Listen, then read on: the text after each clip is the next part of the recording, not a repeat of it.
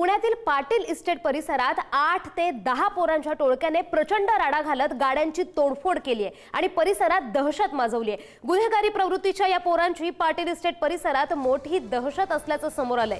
केवळ क्षुल्लक कारणावरून ही गाडी फोडण्यात आली आहे। इतकंच नाही तर या गुन्हेगारी प्रवृत्तीच्या पोरांनी तिथे राहणाऱ्या काही व्यापाऱ्यांवरही जीवघेणा हल्ला केला। या अचानक झालेल्या हल्ल्यामुळे आणि तोडफोडीमुळे पाटील इस्टेट परिसरात सध्या भीतीचं वातावरण पसरलंय। या संदर्भात अधिकची माहिती देतात आमचे प्रतिनिधी बालाजी पोद्दार। बालाजी, पुण्यामधून गाड्यांची तोडफोड करण्याची घटना समोर येते। पुण्यात अशा वारंवार घटना घडतायत, काय अधिकची माहिती?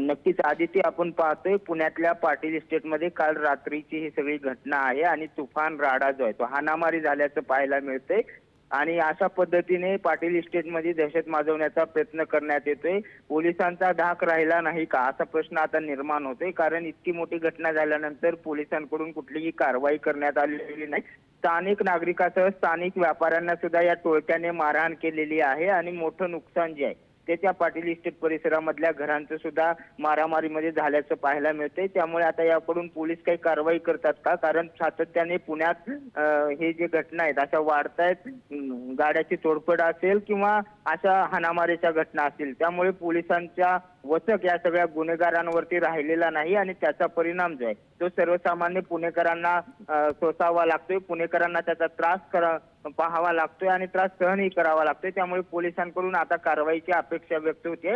मात्र या तुफान हाणामारीमुळे जे आहे ते पाटील इस्टेटमध्ये सध्या भीतीचं वातावरण पाहायला मिळते। आदित्य, धन्यवाद बालाजी दिलेल्या माहितीबद्दल।